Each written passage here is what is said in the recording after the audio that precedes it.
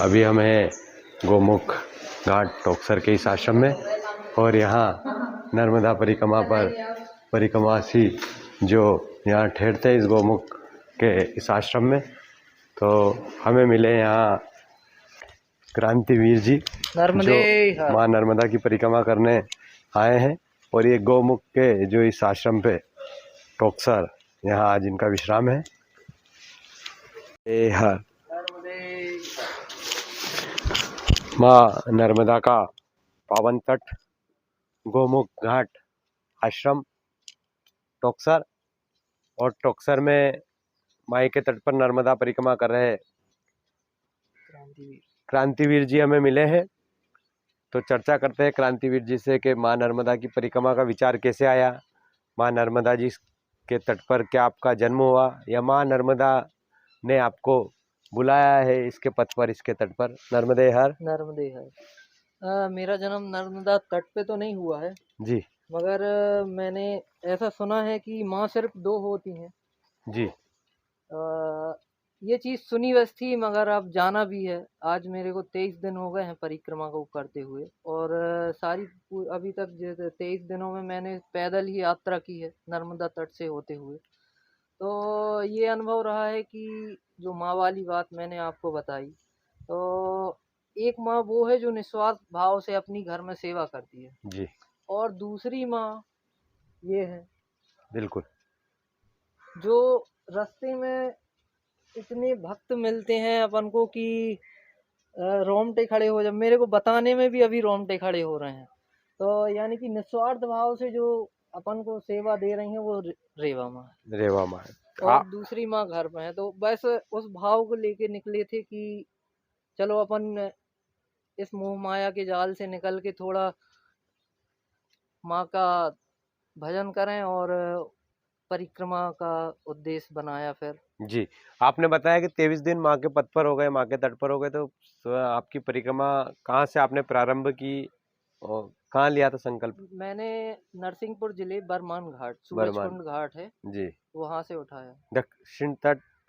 हाँ दक्षिण तट से। हाँ तो वहां से चल के आप पहुंचे यहाँ, आज 23वें दिन में आप यहाँ पहुंचे हैं। हाँ 23 दिन में यहाँ तो 23 दिन में पहले दिन पहली बार आप परिक्रमा में आए, तो घर से चलते समय कुछ क्या विचार थे कि कैसे परिक्रमा करेंगे, किसी का साथ चाहिए? नहीं, यानी कि साथ तो नहीं मांगा था मैंने। जब उद्देश्य बनाया था तो सबसे पहले मैं अकेला ही था। जी तो 8-10 दिन और लगे, यानी कि घर का सब 4-5 महीने का सब जमाने में। तो फिर एक सज्जन है लक्ष्मण जी बर्मन, जी वो मिले तो सब लोग ने बोला ये मैया का साथ मिल गया। मैंने ढूंढा नहीं था, मैया ने खुद दे दिया। तो उन्हीं का साथ अभी तक जो यात्रा है उन्हीं के साथ चलते होते आ रहे हैं। इन 23 दिनों में क्या कभी ऐसा हुआ कि रास्ते में कहीं रात्रि हो गई, भोजन नहीं मिला, ऐसा कुछ हुआ 23 दिनों में आपके साथ? नहीं नहीं नहीं, बिल्कुल कभी नहीं। मैया ने बिल्कुल सुबह दोपहर शाम रात्रि सब कहीं, बिल्कुल आप तट को मत छोड़ो। बिल्कुल बिल्कुल। हाँ माँ का अगर हाथ छोड़ दिया तो आपको भूखा रहना पड़ेगा, भटकना भी पड़ेगा। भटकना भी पड़ेगा। तो हम लोग तट से होते हुए जा रहे, तो मैया ने भूखा तो रखा नहीं। जी। और बड़े परिक्रमासी को देखते ही सभी सम्मान के भाव से नर्मदे हर करते हैं, महाराज जी आइए, हाँ भोजन हाँ कीजिए। हाँ कई हाँ बार हमको मना करना पड़ता है कि हाँ हमारा हाँ भोजन हो गया है। हाँ हाँ। नहीं, और फिर मना भी नहीं कर सकते। जैसे किसी ने चाय के लिए बुलाया तो अपन बोलते हैं मैया अभी पीछे पिया है, जल भले पी लेंगे। थोड़ा तो उनका मैया के भक्त रहते हैं, उनको अपन उनका अनादर नहीं कर सकते। उनका आग्रह भी स्वीकार करके कुछ भी लो, पर थोड़ा प्रसाद के रूप में हाँ हम ले लेते हैं। हाँ अ, और अब यहाँ से आपने खरगोन जिले में प्रवेश किया है, जो आप पीछे खेड़ी घाट आए थे, हाँ। खेड़ी घाट से कटार, हम्म, आली बुजुर्ग, और हम्म, आज आप टोकसर के इस गोमुख आश्रम में है। यहाँ से आप आगे जाओगे, काकरियाव में आश्रम मिलेगा। फिर काकरियाव के बाद रावेर खेड़ी, हाँ रावेर खेड़ी के बाद बकावा, मर्दाना, मर्दाना के बाद आप पहुंचेंगे सियाराम बाबा। हाँ हाँ आपने सुना होगा नर्मदा तट हाँ पे हाँ एक महान संत थे, अभी 2 दिन पहले ही मोक्षदा एकादशी हाँ हाँ को प्रथम पुण्यतिथि थी हाँ बाबा की, और उनकी मूर्ति का अनावरण वहाँ हुआ है। मूर्ति महोत्सव 7 दिन का, पंडित कमल किशोर नागर जी की वहाँ भागवत कथा थी। जी।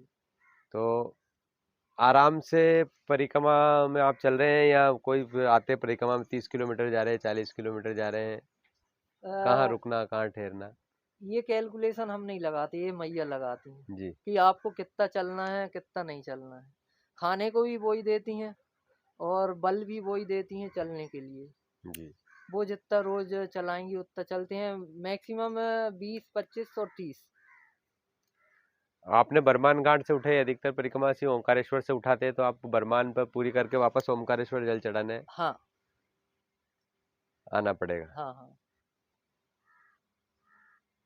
तो मैया के इस गोमुख घाट आश्रम पे जो ये सुंदरता आप देख रहे हैं, पूरा घाट हाँ हाँ स्वच्छ एवं निर्मल है। हाँ हाँ वो तो एक संदेश ये भी देना चाहेंगे हम आपके माध्यम से, परिक्रमावासी को क्या करना चाहिए परिक्रमा के समय? परिक्रमा में सबसे मेन है झाड़ों को ना काटा जाए। जी झाड़ों को ना काटा जाए क्योंकि अब इन 23 दिनों में ये माना है हमने कि जब धूप से शरीर में पीड़ा होने लगे तो छांव दिखाई देती है कि कहीं छांव मिल जाती तो रुक जाते। जी तो इस वजह से झाड़ नहीं काटना चाहिए। और मान चलो कचरा फेंक रहे हैं नर्मदा जी में, तो यहाँ जो सुंदरता दिख रही है ये सुंदरता फिर दिखेगी नहीं। तो जी। यहाँ पे ना ही कोई स्नान करेगा ना ही। नहीं, करने वाले तो हम करने वाले को तो कह ही सकते हैं, रोक नहीं सकते हैं। पर यदि परिक्रमावासी जा रहा है, उसके तट पर गंदगी दिख रही है, तो वो 10 मिनट का समय माई के तट को स्वच्छ और निर्मल करने में भी दे। हाँ हाँ हम नहीं परिक्रमा बिल्कुल करने आए बिल्कुल हैं, बिल्कुल मैया की बिल्कुल। ये भी सेवा है। हाँ हाँ माई के हाँ तट पर हम घाट पे जा रहे हैं और अपन को हाँ हाँ कचरा दिखा है, तो हम एक कुछ साधन में लेकर उसको हाँ इकट्ठा करें, हाँ जला दें या ऊपर मैया के तट पर ले जाकर उसको डालें। हाँ तो ये भी माई की एक सेवा है। हाँ हाँ ऐसा बिल्कुल बिल्कुल। यदि हमें लाखों करोड़ों पॉलीथीन मैया के तट पर दिखेंगी, हाँ हाँ अब वो लाखों परिक्रमावासी जा रहे हैं, हाँ तो हाँ एक परिक्रमासी 2-4 पॉलीथीन भी उठाकर हाँ एक हाँ तरफ तो डालता है, तो लाखों। ये भी हाँ हाँ एक स्वच्छता का एक अभियान होगा, जो हर नर्मदा परिक्रमावासी देख देख कर ही उसको हम जागरूक करें। हाँ तो ये भी हम करें, तो ये भी एक अच्छा हाँ संदेश हाँ है। बिल्कुल आगे आपकी परिक्रमा बड़े आनंद से पूर्ण हो, ऐसी बिल्कुल। नर्मदा परिक्रमा रवि यूट्यूब चैनल के माध्यम से माई से प्रार्थना है। और प्रतिदिन मैया के तट से दर्शन और प्रतिदिन नर्मदा परिक्रमा के अनुभव, नर्मदा तट के संतों के दर्शन नर्मदा परिक्रमा रवि यूट्यूब चैनल हमारे भक्तों को कराता है। और ये चैनल नहीं, एक 35,000 भक्तों का एक परिवार बन चुका है। बिल्कुल। तो आज आपसे भेंट हुई। नर्मदे नर्मदे हर। हर। नर्मदे ए हर।